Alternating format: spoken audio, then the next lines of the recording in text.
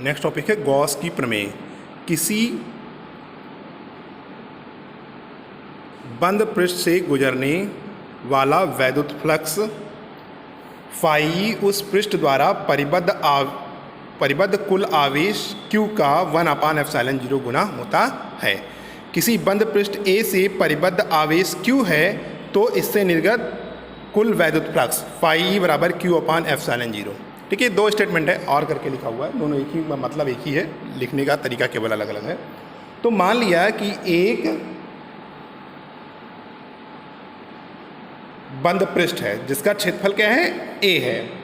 ठीक है, इस पर एक बिंदु O है जहां पर +Q आवेश है।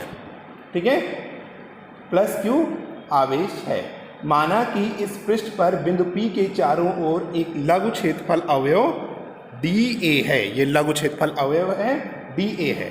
माना OP = RK। ठीक है, और क्षेत्रफल अवयव dA के अभिलंबवत खींचे गए वेक्टर dA वेक्टर। ठीक है, जो क्षेत्रफल अवयव dA है वो पृष्ठ पर अभिलंबवत खींचे गए वेक्टर dA से निरूपित किया गया है उसको। ठीक है, माना बिंदु O पर +Q आवेश के कारण बिंदु P पर वैद्युत क्षेत्र की तीव्रता +Q के आवेश के कारण बिंदु P पर वैद्युत क्षेत्र की तीव्रता E है, जो कि OP के अनुदिश है। डायरेक्शन किसका है इसका, O से P की ओर है। ठीक है, तो क्षेत्रफल अवयव dA से गुजरने वाला वैद्युत फ्लक्स क्या हो जाएगा, phi E = vector E.dA vector. ये पढ़ा है, तो क्या हो जाएगा, फाई E = क्या लिख सकते हो, EdA cos थीटा।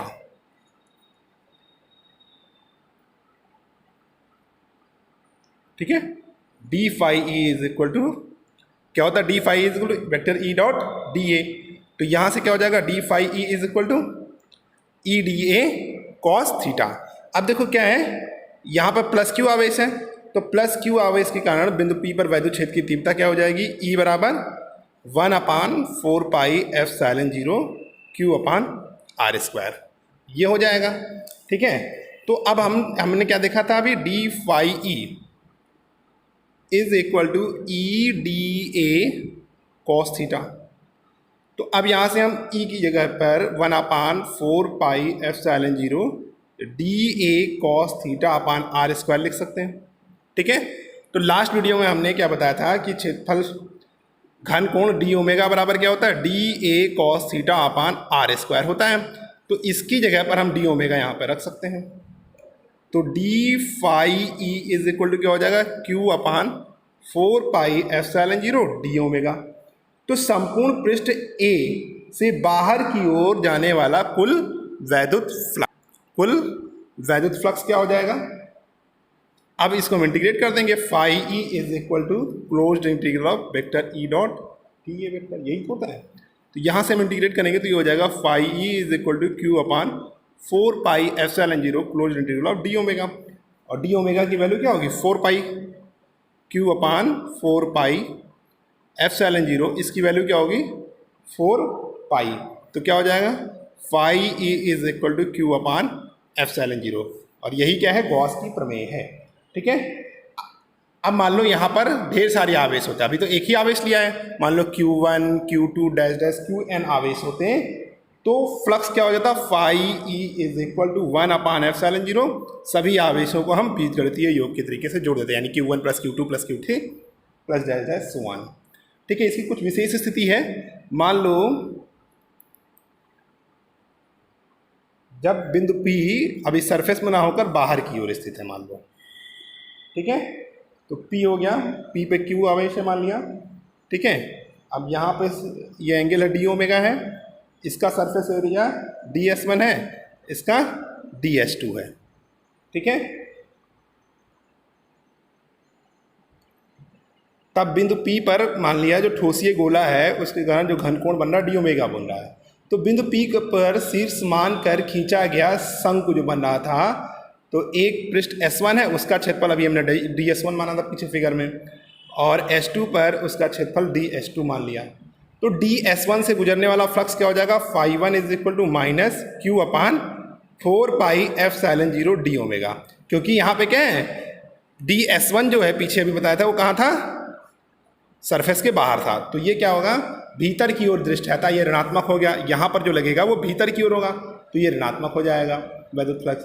अब ds2 क्या है, बाहर की ओर है, तो φ2 इज इक्वल टू क्या हो जाएगा, प्लस q अपान 4πε0 d ओमेगा, और कुल वैद्युत फ्लक्स φ इज इक्वल टू क्या हो जाएगा, φ1 प्लस φ2, तो जब हम इसको जोड़ेंगे तो कितना हो जाएगा, q minus q 4πε0 d omega plus q अपान 4πε0 d ओमेगा, तो क्या हो गया, 0 हो गया। यानी अगर कोई बिंदु बाहर है तो वहाँ पर वैद्युत फ्लक्स क्या हो जाएगा, शून्य हो जाएगा। अब हम गाउस की प्रमेय को एक मेथड से और सॉल्व कर सकते हैं, phi E is equal to Q upon ε0 proof करना था, तो एक मेथड तो हमने बताया, अब दूसरा मेथड है, ये मान लिया एक गोला है, ठीक है, इसकी त्रिज्या क्या है, r है, ठीक है।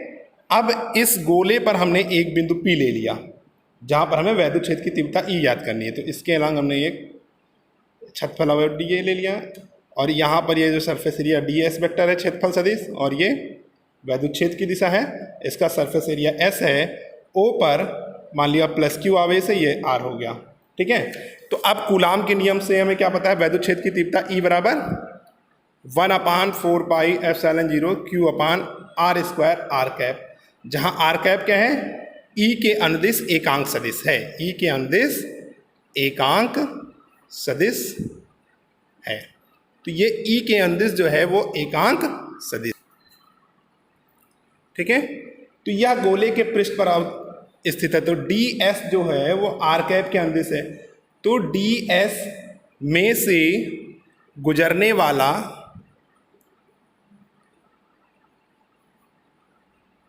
वैद्युत फ्लक्स, तो गुजरने वाला वैद्युत फ्लक्स क्या हो जाएगा,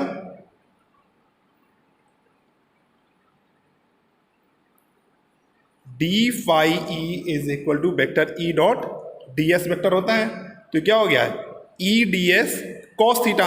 अब देखो ये यहाँ पे फिगर एक ही लाइन में, तो यहाँ पे जो थीटा है वो 0 हो जाएगा, तो ये हो जाएगा d phi E is equal to E ds cos 0 की वैल्यू 1, तो ये हो जाएगा ई ds, ठीक। अब संपूर्ण फ्लक्स हम निकालेंगे तो क्या हो जाएगा, इंटीग्रेशन ऑफ ई ds, तो ई ds इसको इंटीग्रेट कर दोगे तो ये हो जाएगा ds, तो ds को इंटीग्रेट करोगे तो क्या आ जाएगा, ई की वैल्यू रख देते हैं, यहाँ पे ई की वैल्यू क्या थी, 1/4πε0 क्यू अपान R स्क्वायर, ठीक, इंटीग्रेशन ऑफ ds, और ये पूरा स्फीयर है, इसको पूरा सरफेस एरिया क्या होता है, 4πr स्क्वायर होता है, यानी इंटीग्रल ऑफ ds, इसकी वैल्यू 4πr स्क्वायर है, तो ये हो जाएगा 1/4πε0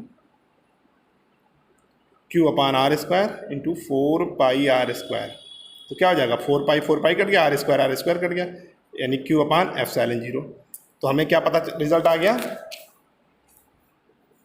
phi E is equal to Q upon ε0, और यही गॉस की प्रमेय है, ठीक है। कल के वीडियो में हम लोग डिस्कशन करेंगे गॉस की प्रमेय से कूलाम के नियम का निगमन और गॉस की प्रमेय के कुछ एप्लीकेशंस।